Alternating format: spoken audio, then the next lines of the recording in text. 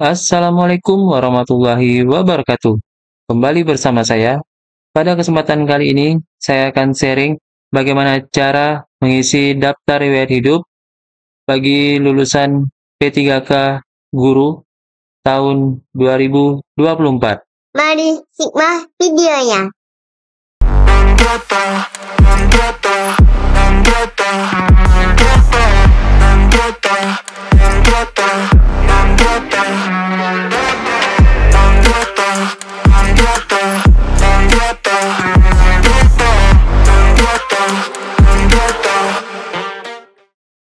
Pada kesempatan kali ini, kita akan membahas bagaimana cara mengisi DRH atau daftar riwayat hidup bagi peserta P3K yang sudah lulus tes pada tes P3K tahun 2024.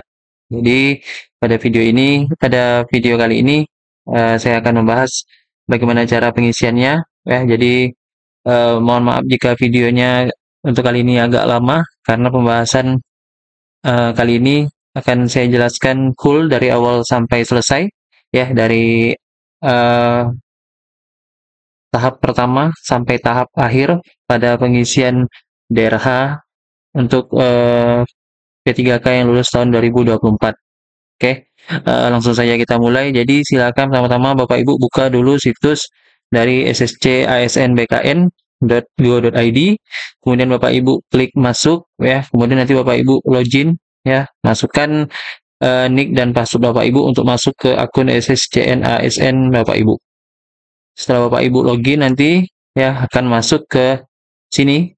Ya, ini adalah halaman awal ya akun SSCN yang P3K guru yang lulus tes ya. Jadi sini ada ucapan selamat ya. Selamat, Anda lulus seleksi P3K guru tahun 2024. Nah, jadi saya di sini menggunakan akun teman saya yang sudah lulus tes P3K tahun 2024 ya. Kebetulan ya, dari Kabupaten Kuburaya, Provinsi Kalimantan Barat ya. Selamat Melia Kasmawati ya, lulus P3K guru tahun 2024. Kemudian di sini ada pertanyaan, apakah Anda ingin melanjutkan pengisian daftar riwayat hidup dan pemberkasan CASN? Di sini ada pilihan ya atau tidak. Ya, jadi silakan kalau ingin mengundurkan diri di sini ada wajib mengupload surat pengunduran diri ya. Di situ wajib kita upload ya suratnya. Tapi di sini kita akan membahas tentang pengisian daftar riwayat hidup dari awal sampai selesai ya.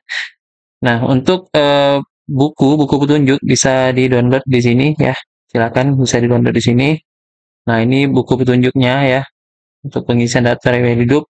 Kemudian di bawah ini ada nilai-nilainya ya. Jadi video kali ini sedikit agak lebih panjang karena saya akan menjelaskan dari awal sampai selesai. Oke, kita mulai untuk pengisiannya. Jadi silakan klik tombol di bawah ini, pengisian daftar riwayat hidup. Silakan Bapak Ibu klik. Akan loading.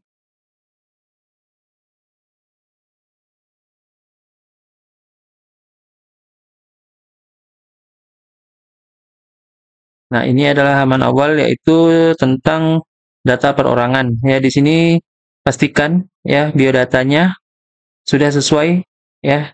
Karena di sini bagian ini nggak bisa diubah-ubah lagi ya. Yang di sebelah kiri ini eh, sudah data awal dari pendaftaran yang kemarin. Jadi tinggal Bapak Ibu sesuaikan saja ya untuk NIK, nama di KTP, kemudian nama sesuai ijazah ya, kemudian nama, kemudian gelar depan itu kalau tidak ada di strip saja, jangan dikosongkan ya.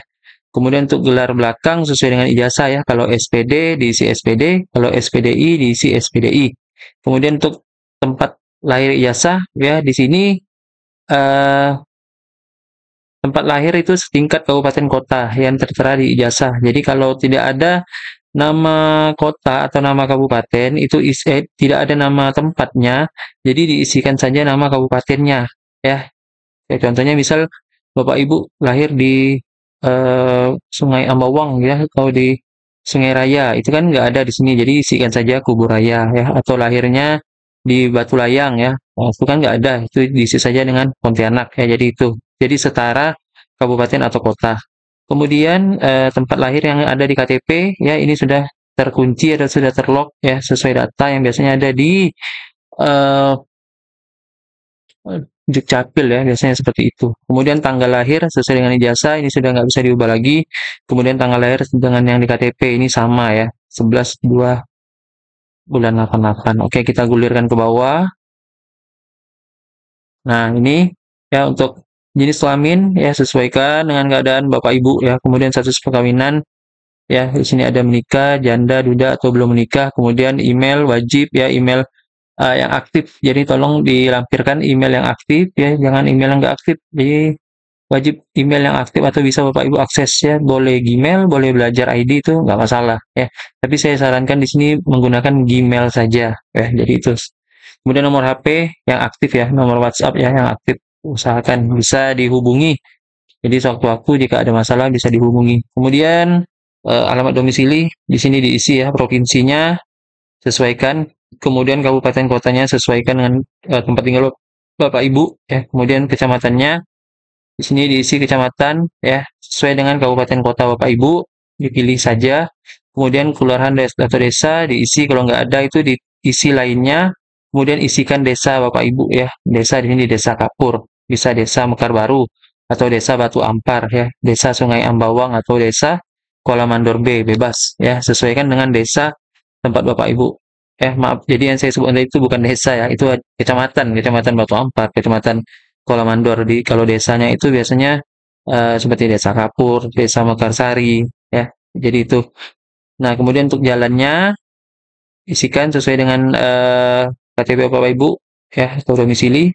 Kemudian alamat lengkap di sini tidak termasuk ya, jadi tidak termasuk nama jalan, desa, kecamatan, enggak termasuk. Jadi jalannya di sini ya isikan misalnya Jalan Raya Desa Kapur ya.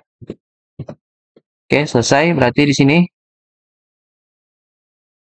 misalnya komplek 1 nomor 1 RT 01 RW 02. Nah, jadi seperti itu ya. Jadi alamat lengkap cara mengisinya seperti itu.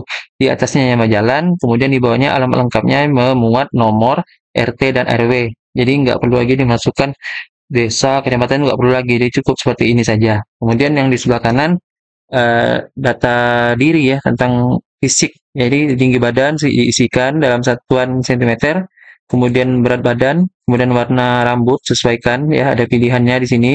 Kemudian untuk bentuk rambut ada pilihannya di sini, bentuk muka ya, jadi sesuaikan. Kemudian warna kulit juga sesuaikan. Kemudian ciri khas ya. Misalnya ada langsung pipi. Nah, jadi ciri fisik yang tampak ya, ciri fisik yang tampak ya. Jadi seperti itu. Yang nggak tampak ya nggak usah. Jadi ciri khas yang tampak aja. Kemudian cacat tubuh. Ya, jadi kalau tidak ada diisi saja tidak ada. Kemudian untuk hobi ya di sini ya banyak, tinggal disesuaikan ya. Kalau menyanyi, IT, menulis, membaca, puisi, kesehatan, menari dan lain-lain ya. Kemudian keterangan hobi apa diisi ya. Misal di sini menulis. Nah, menulis apa? Menulis cerita. Jadi seperti itu ya. Jadi ditulis keterangannya. Kemudian keterangan di sini sedang hamil. Kalau tidak ya tidak. Kalau iya diisi ya. Di sini diisi tidak ya. Jika sudah ya. Kemudian gulirkan ke bawah. Di sini kode pos sesuaikan dengan kode pos domisili Bapak Ibu sesuai dengan alamat yang Bapak Ibu isikan di sini. Kemudian jika sudah diisi ya, jika sudah diisi yang tanda merah-merah ini, yang bintang merah ini wajib diisi. Kemudian jika sudah diisi, masukkan nomor yang ada di sini untuk lanjut ke tahap selanjutnya. Nah, di sini data yang kedua berisi tentang pendidikan ya. Jadi ini sudah otomatis terisi pada saat Bapak Ibu melakukan pendaftaran. Jadi Bapak Ibu nggak perlu lagi mengubah-ubah atau menambah-nambah ya yang sudah ada di sini ya. Pastikan sudah sesuai. Jika sudah sesuai, nggak ada yang perlu diubah lagi, langsung saja ke menu selanjutnya ya. Karena ini sudah terisi otomatis pada saat Bapak Ibu melakukan pendaftaran kemarin ya di tahun lalu. Nah, jadi silakan Bapak Ibu langsung klik selanjutnya.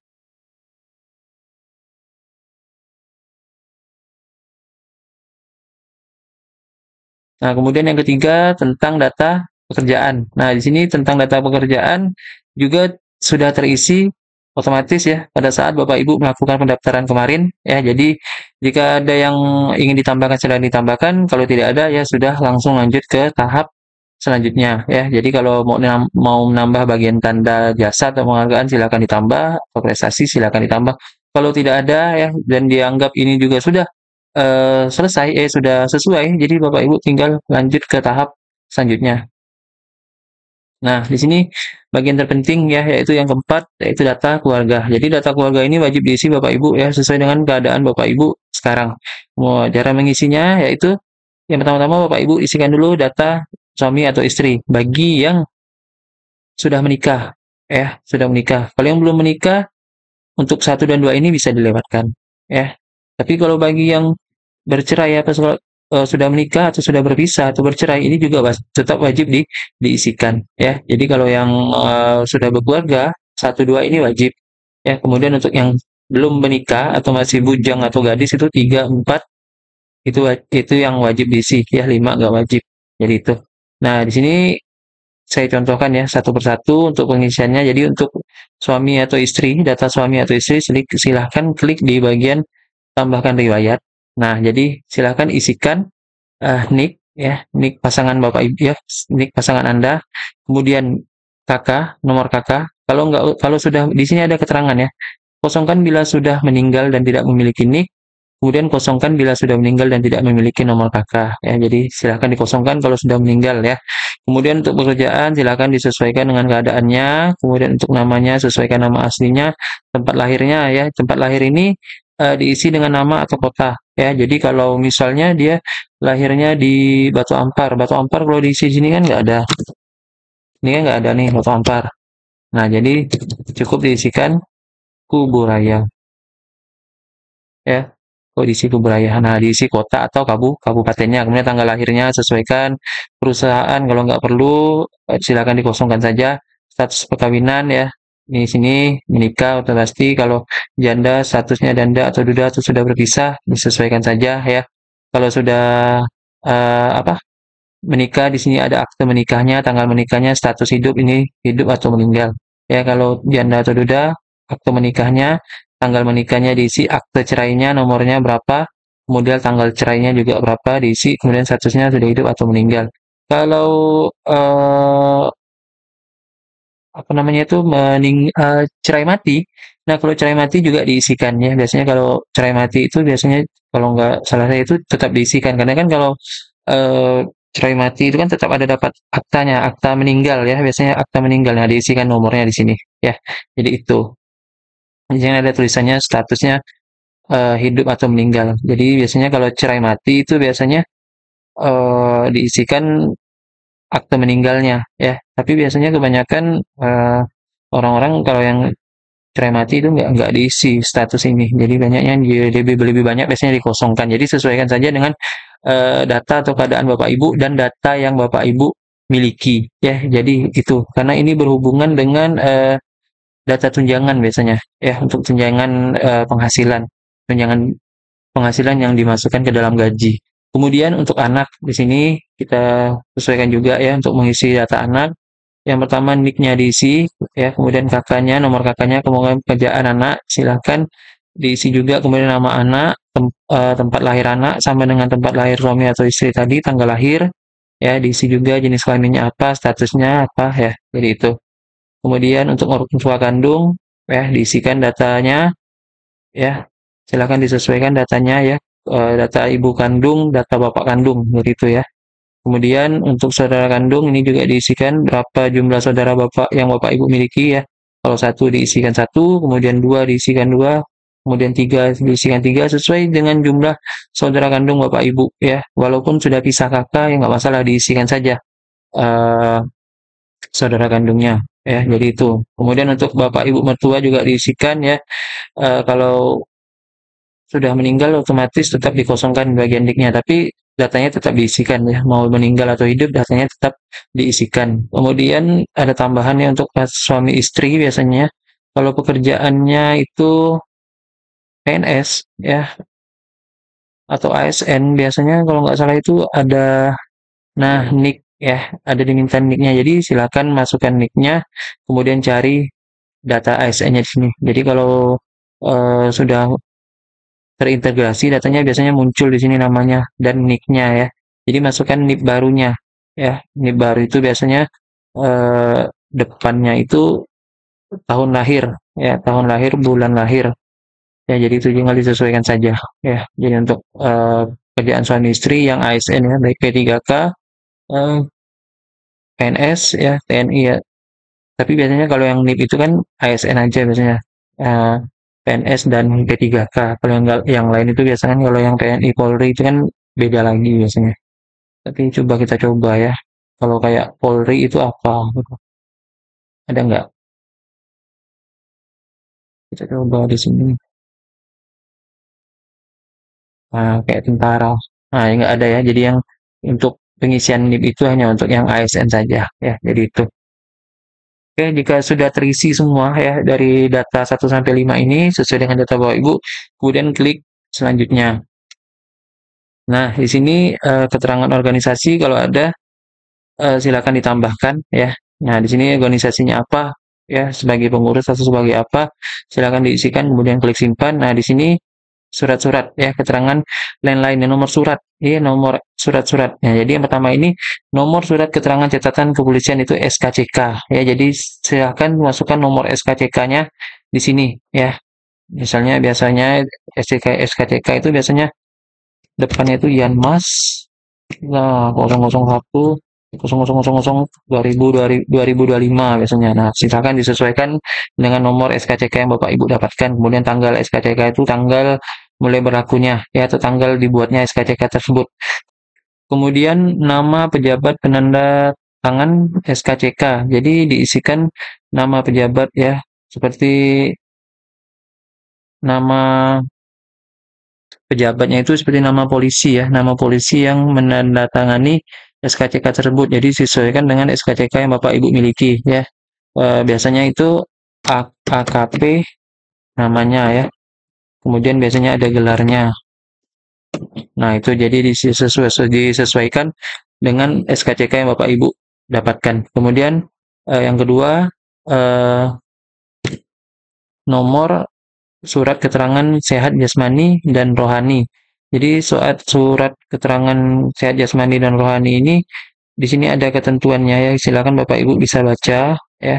Bila memiliki lebih dari satu surat kesehatan ya, jadi lebih dari satu dengan nomor berbeda, masukkan semua nomor. Jadi dipisah dengan tanda strip ya. Jadi kalau suratnya ada dua ya, nomor suratnya itu. Jadi kalau ada dua surat ya dengan nomor berbeda, jadi masukkan saja ya. Jadi misalnya surat yang pertama itu 1234 garis miring 5678. Nah, itu ya cara mengisikannya. Jadi nggak perlu dijelaskan yang mana surat jasmani, yang mana surat rohani, nggak perlu. Jadi cukup dimasukkan kedua nomor surat, dipisah dengan tanda ya. Nah, dipisah dengan tanda ini. Nah, kemudian tanggalnya ya, jadi kalau memiliki dua surat ya, lebih dari satu surat, jadi masukkan tanggal suratnya berbeda, jadi masukkan tanggal pada surat keterangan kesehatan jasmani ya. Jadi kalau misalnya suratnya ada dua ya, tanggal suratnya berbeda, masukkan tanggal surat kesehatan jasmani ya. Jadi itu. Jadi masukkan tanggal surat kesehatan jasmani. Nah, kalau misalnya surat tanggalnya sama, ya masukkan aja tanggal yang sama. Ya, jadi kalau misalnya suratnya beda, ya memiliki dua surat, yang dimasukkan adalah tanggal surat kesehatan jasmani, ya sesuai dengan petunjuknya di sini. Kemudian nama dokter, ya untuk nama dokter itu tanpa gelar, ya. Misal di sini contoh namanya Dokter Susanto, jadi ketikkan saja Susanto, ya. Jadi itu. Nah, kemudian kalau misalnya suratnya ada dua, ya masukkan saja kedua nama dokternya, Susanto dan Susanti. Ya, jadi itu. Kalau suratnya ada dua, kalau suratnya berbeda, ya kalau surat jasmaninya berbeda, rohaninya berbeda, nah itu silakan dimasukkan kedua-duanya nama dokternya. Jadi itu, ya.